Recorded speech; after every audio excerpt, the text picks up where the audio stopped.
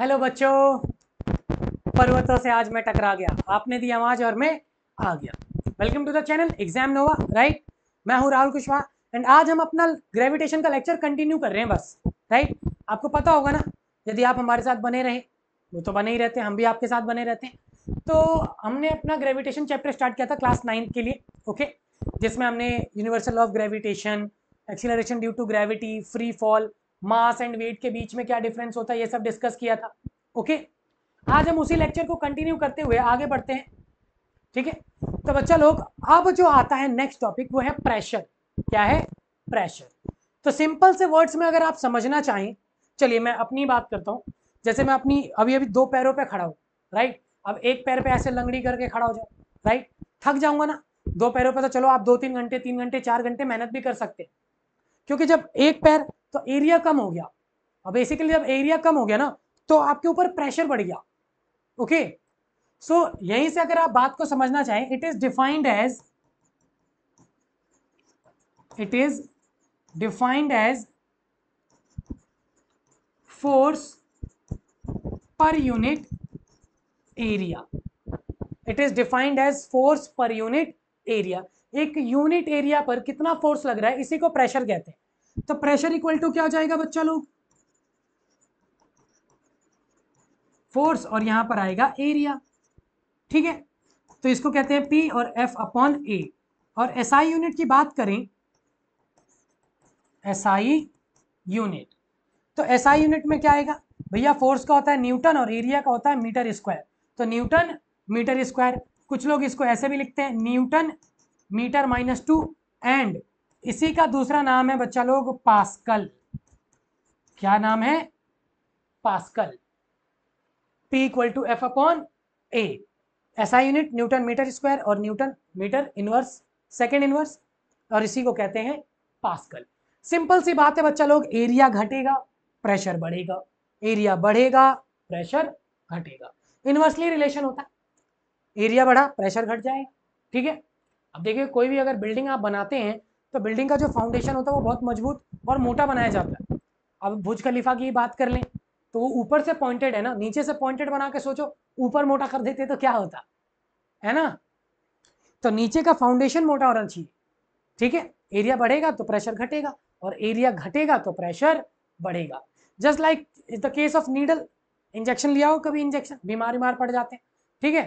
तो देखते हो ना, नसों में जो इंजेक्शन होता है बहुत ईजिली पेनिट्रेट कर जाता है।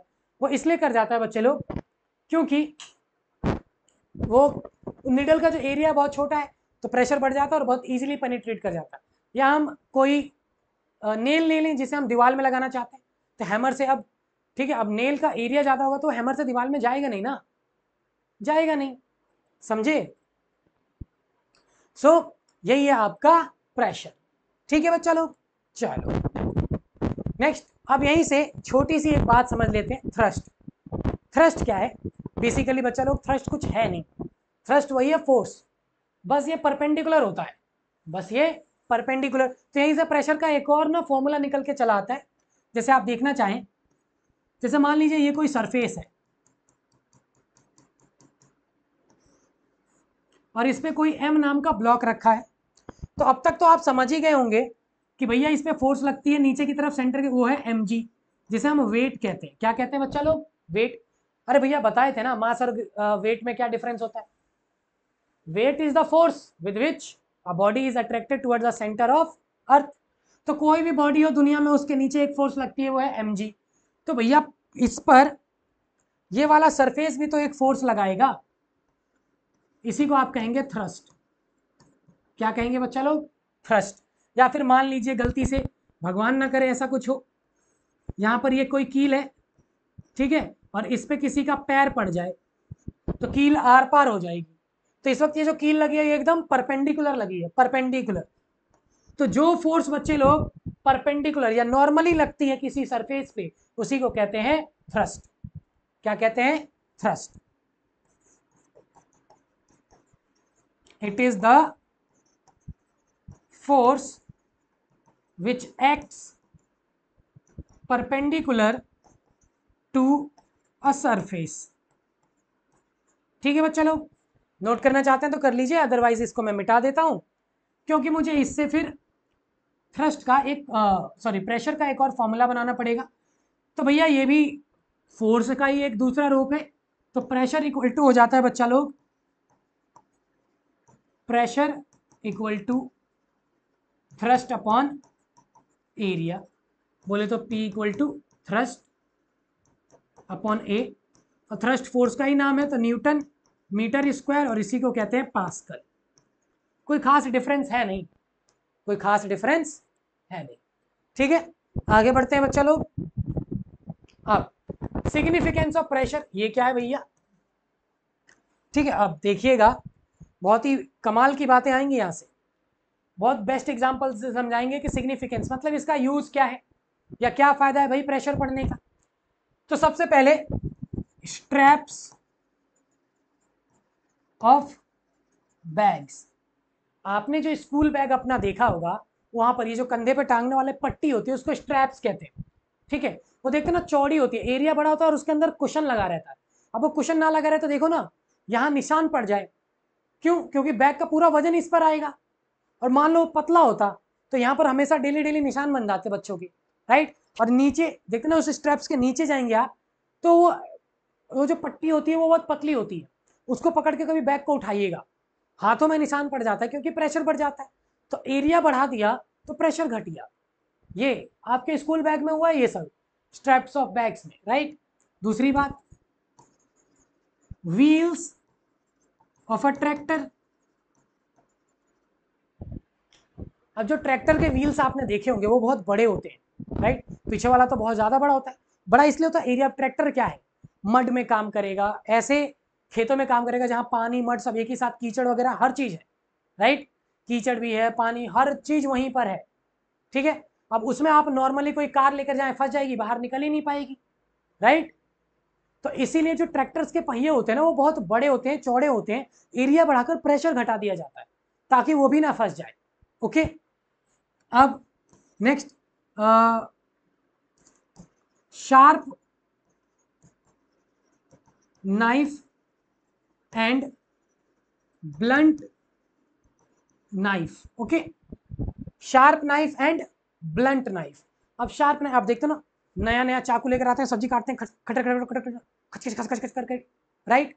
तो बहुत जल्दी इजीली सब्जियां कट जाती है, लेकिन यूज करते करते करते करते करते करते आप देखेंगे जो नाइफ का जो एज होता है ना वो मोटा हो जाता है, और एज जब मोटा हो जाता है तो सब्जियों को काटना बंद कर देता है। तो एज जब पतला था तो sharp knife cuts better than the blunt knife. जो शार्प नाइफ होगा वो भैया बहुत अच्छे से काटेगा, राइट।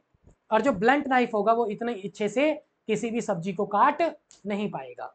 ओके, एक और एग्जांपल लेना चाहिए, ठीक है। रेल, बच्चा लोग उसे रेल ही कहते हैं, जो पटरी होती है ना वो तो रेलगाड़ी होती है भाई, रेल पे चलने वाली गाड़ी, राइट। अब देखो रेल कैसी होती है, दो लाइंस ऐसे और इस पे कंक्रीट ऐसे, कंक्रीट का कुछ लगा रहता है और आसपास पत्थर डाले रहते हैं छोटे छोटे।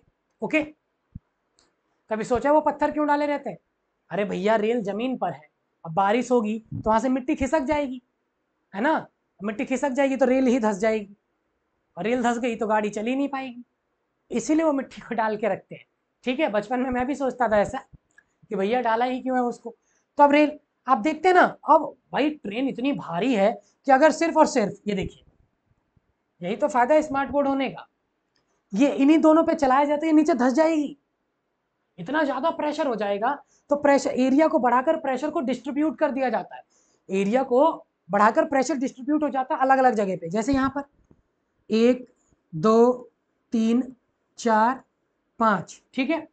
अब इन्हीं को अगर एरिया बढ़ा दिया जाए तो प्रेशर डिस्ट्रीब्यूट हो जाएगा, और प्रेशर डिस्ट्रीब्यूट हो जाएगा तो रेल नीचे धंसेगी नहीं, और थोड़े बहुत कंकड़ वंकड़ भी यहाँ ऐसा ऐसा करके डाल देते हैं ताकि क्या हो, अरे बोलो क्या हो, ताकि यहां से मिट्टी ना खिसक जाए और ये धंस ना जाए।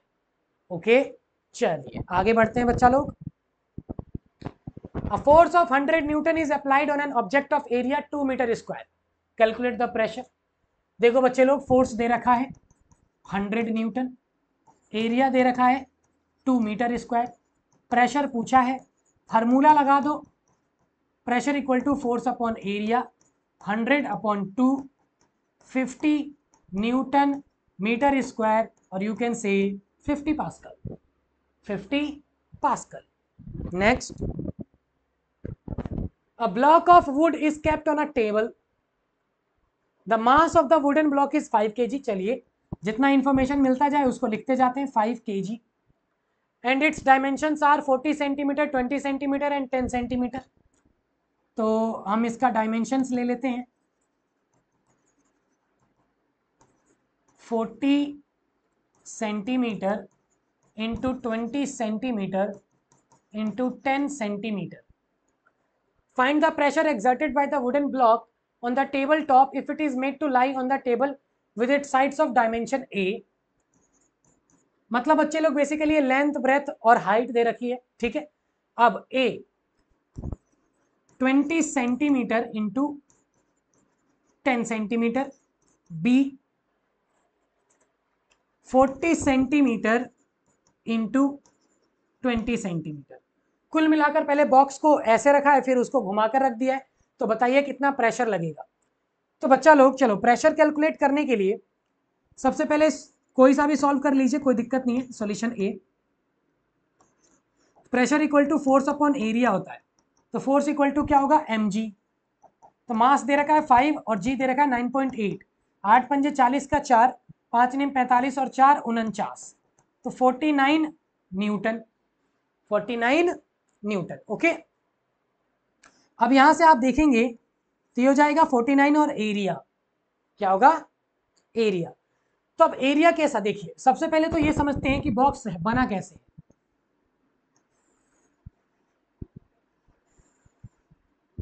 ठीक है, क्यूबॉइडल शेप में है, इसकी लेंथ को हमें 40 दे रखा है, लेंथ ये 20 हो गया और ये लेंथ आपकी 40 हो गई। ठीक है बच्चे लोग, और हाइट, हाइट को आपको कितना दे रखा है इन्होंने, हाइट को दे रखा है 10 सेंटीमीटर। ओके, क्या दे रखा है, 10 सेंटीमीटर। तो ये 40 है तो ये भी 40 होगा। तो पहले 40 इंटू 20, मतलब इसको ऐसे रखा गया है, ठीक है, इस वाले फेस को टेबल पर ऐसे रख दिया है, ठीक है। तो हम इसका एरिया निकालने के लिए क्या करेंगे, एरिया इक्वल टू होता है लेंथ इंटू ब्रेथ। तो ये 40 सेंटीमीटर इंटू 20 सेंटीमीटर, तो 40 को 100 से डिवाइड करेंगे तो मीटर में चेंज हो जाएगा, 20 को भी 100 से डिवाइड करेंगे तो मीटर में चेंज हो जाएगा। देखिए 2 जीरो से ये 2 जीरो कैंसिल, 4 दूनी 8 और 10 की पावर -2 मीटर स्क्वायर। ओके बच्चों, मीटर स्क्वायर। अब इसको यहाँ पे रख दीजिए, 8 इंटू 10 की पावर -2 और 10 की पावर -2 जाएगा तो ऊपर प्लस हो जाएगा, तो आएगा 4900 अपॉन 8। अब डिवाइड कर दीजिए, ठीक है, 8 से डिवाइड करेंगे तो 8 पंजे 40, 8 छिंग 48, 10 1 दूनी 16 पास्कल। बच्चे लोग एक बार कैलकुलेशन देख लीजिएगा, कहीं कोई मिस्टेक ना हो। 8 पंजे 40 का 4, 8 दूनी 16, 4 20, 2 8 एकम 8, 2 1, ठीक है, 612.5 पास्कल। ओके बच्चों, ओके। अब देखिए, आप दूसरा सॉल्व करने के लिए आपको ज़्यादा मेहनत करने की जरूरत है नहीं, इसको मिटा देते हैं बस, ठीक है। बाकी सब तो सेम रहेगा, बस एरिया बदल जाएगा, ठीक है। देखिएगा, ये रहा बी, तो बी क्या है, 40 सेंटीमीटर इंटू 20 सेंटीमीटर। एक मिनट, मैंने बी सॉल्व कर दिया क्या, हाँ बच्चे लोग पहले बी सॉल्व कर दिया, देखो नीचे वाले का ले लिया, ठीक है, कोई बात नहीं, अच्छा हुआ ध्यान आ गया, ये बी हो गया है। तो ए को सॉल्व करने के लिए ज़्यादा हमें मशक्कत करने की जरूरत है नहीं, मिटाते हैं। ये बी था, ये सब बी का था बच्चे लोग,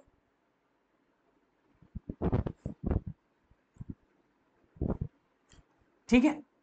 अब हम करना चाहें तो ये रहा 49। अब ए को सॉल्व करते हैं, ए को 20 सेंटीमीटर इंटू 10 सेंटीमीटर, ऐसे जैसे ये रखा हुआ है ना, सेम ऐसे ही बॉक्स को रखा, देखो 20 10, तो इसका एरिया कैसे निकलेगा, वही लेंथ इंटू ब्रेथ, तो 20 अपॉन 100 इंटू 10 अपॉन 100। बच्चा लोग सब सेंटीमीटर में है ना, तो सेंटीमीटर को मीटर में चेंज करना पड़ेगा, तो 2 जीरो से 2 जीरो कैंसिल, 2/100, तो ये हो जाएगा 2 × 10⁻⁻² मीटर स्क्वायर। ओके, सो 2 × 10⁻⁻² मीटर स्क्वायर, और 10⁻² ऊपर जाएगा तो प्लस, तो 4900 डिवाइडेड बाई 2, 2 दूनी 4, 2 पंजे 10, 2 पंजे 10 पास्कल। ओके, 2550। तो ये था आपका इस क्वेश्चन का सॉल्यूशन, नोट कर लीजिएगा। आगे बढ़ते हैं।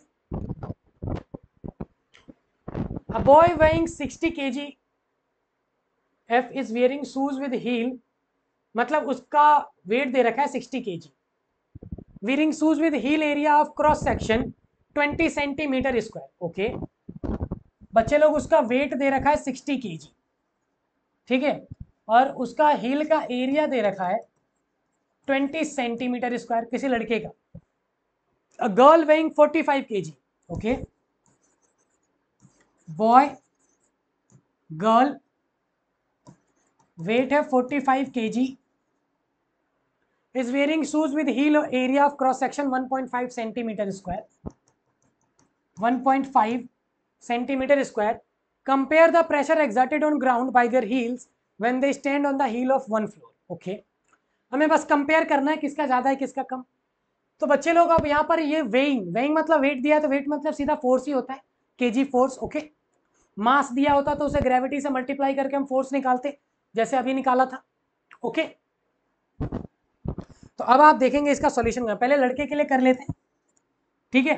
तो pressure equal to force upon area, तो फोर्स तो दे रखा है 60 kg, केजी न्यूटन ही होता बच्चे लोग, कोई दिक्कत नहीं।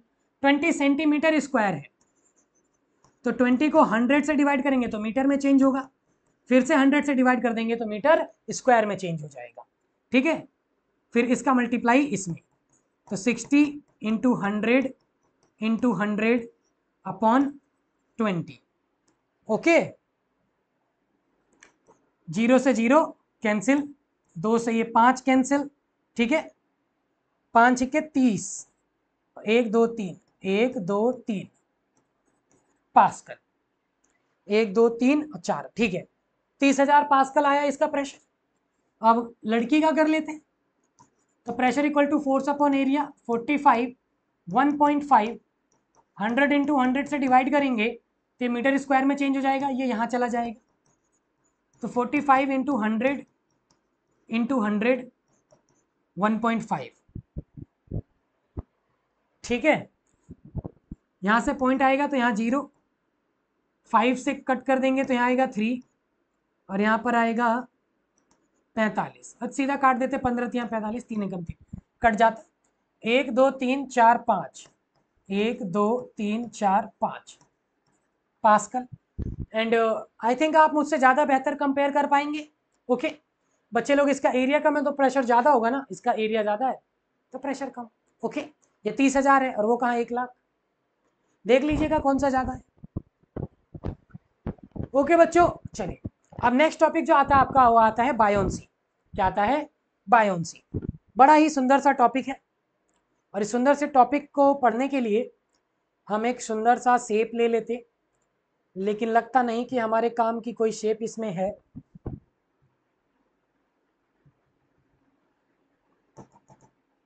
चलिए, कह रहा है कि ऐसे ही पढ़ा लो, पढ़ा लेते हैं।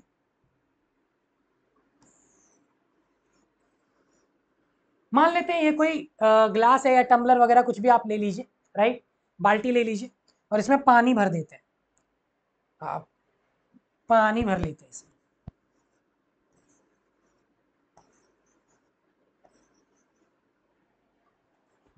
ठीक है। अब इस पानी में कोई एक छोटा सा ब्लॉक डाल देते हैं, राइट।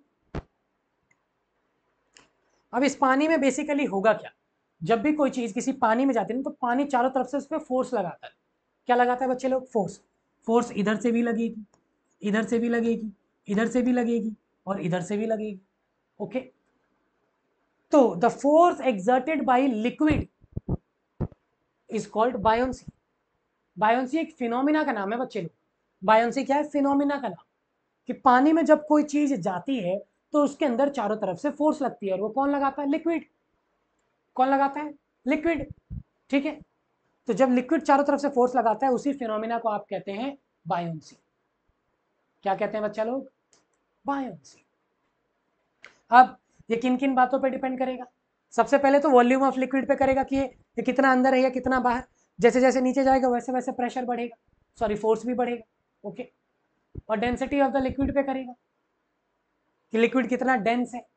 ठीक है, पानी में, मिल्क में या शहद में गया है।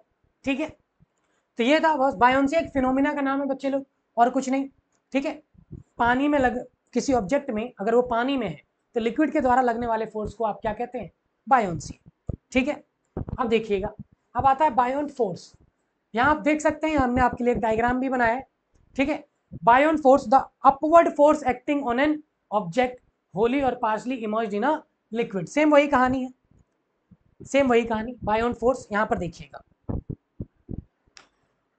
जैसे जैसे ये पानी के अंदर जाएगा, जैसे जैसे ये पानी के अंदर जाएगा, इस पर ऊपर की तरफ एक फोर्स लगेगी, अपवर्ड फोर्स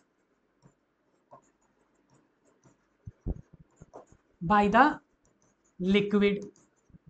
ठीक है, अगर ये देखो, अब बच्चे लोग होगा क्या, इधर से देखो ये वाली फोर्स बराबर, ये वाली फोर्स बराबर, ऊपर वाला और नीचे वाला फोर्स। ठीक है, अब देखो यहाँ पानी कम है ना और यहाँ पानी ज्यादा है, तो आप ये कह सकते हो कि ये ब्लॉक ऊपर कम पानी में है और नीचे ज्यादा पानी में है। ठीक है, तो नीचे की फोर्स ज्यादा हो जाती है, तो ब्लॉक क्या करता है? ऊपर निकल आता है। आपको मैं एक एक्सपेरिमेंट बताता हूँ। आप नहाते हैं ना, बाल्टी में पानी भर के, मग्गे को लेना, मग्गे को उल्टा करके बाल्टी के पानी में डाल देना, देखना मग्गा फट से बाहर आएगा। मग्गा ऐसे बाहर आएगा एकदम बहुत तेजी से। क्यों आएगा? क्योंकि पानी क्या कर रहा है? एक अपवर्ड फोर्स लगा रहा है। या ब्रिस्लेरी की बोतल ले लेना, ब्रिस्लेरी की, ठीक है, उसको बंद कर देना हवा में, हवा भर के, ठीक, और उसको बाल्टी वाले पानी में ऐसे डालना, देखना बोतल बाहर आएगी। क्यों? क्योंकि पानी क्या करता है? एक अपवर्ड फोर्स लगाता है, और उसी अपवर्ड फोर्स को आप कहते हैं बायोंट फोर्स। उसी अपवर्ड फोर्स को आप क्या कहते हैं?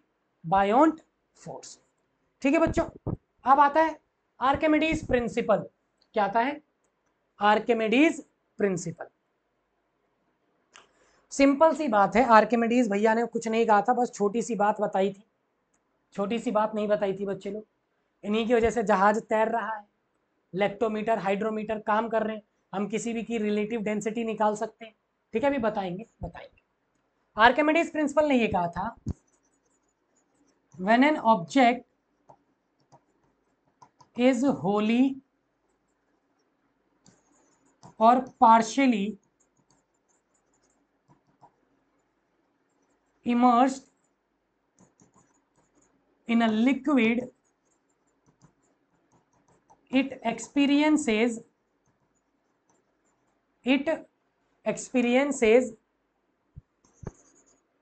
an upward force or बायोंट force. बस, ठीक है, मतलब जब भी कोई ऑब्जेक्ट किसी लिक्विड में या तो पूरी तरीके से डूबा हो या आधा डूबा हो, ठीक है, तो वो एक फोर्स का एक्सपीरियंस करता है, जो अपवर्ड फोर्स कह सकते हैं या बायोंट फोर्स कर सकते हैं। और यहीं से प्रिंसिपल ऑफ फ्लोटेशन निकल कर आता है, और प्रिंसिपल ऑफ फ्लोटेशन ये कहता है कि जितना वेट आपका पानी के अंदर है उतना ही पानी आपको डिस्प्लेस करना पड़ेगा, तभी आप पानी में तैर पाएंगे, अदरवाइज तैर नहीं पाएंगे। ठीक है बच्चों, तो यहीं से आपका आता है एप्लीकेशंस ऑफ आर्किमिडीज प्रिंसिपल। सबसे पहले आता है लेक्टोमीटर, ठीक है, प्योरिटी ऑफ मिल्क को पता करता है। हाइड्रोमीटर, हाइड्रो मतलब पानी, ठीक है, लेक्टोमीटर, हाइड्रोमीटर्स ये जो होते हैं ये आर्किमिडीज प्रिंसिपल पे ही काम करते हैं। Okay, designing of ships, designing of ships, पानी का जहाज, भाई इतना बड़ा लोहे का जहाज डूबता तो है नहीं, क्यों नहीं डूबता? आर्किमिडीज प्रिंसिपल का यूज होता है उसमें। ओके, एंड इसके बाद to find out relative density of any liquid. Relative density, अरे भैया क्या होता है वो? डेंसिटी ऑफ वाटर 1 ग्राम पर सेंटीमीटर क्यूब, और यू कैन से, ठीक है, 1000 kg पर मीटर क्यूब, ये डेंसिटी ऑफ वाटर होता है। और वाटर से ही तो कंपेयर करेंगे ना, कि वाटर से कौन कितना भारी है कौन हल्का, तो उसको कहते हैं रिलेटिव डेंसिटी। तो रिलेटिव डेंसिटी को निकालने में भी आर्किमिडीज प्रिंसिपल का यूज होता है। ओके बच्चा लोग, ओके कुछ नोट करना चाहते हैं तो करते रहिए करिए साथ में। अब हमारी थैंक यू की स्लाइड आ गई, मतलब लेक्चर खत्म करने का समय हो गया है।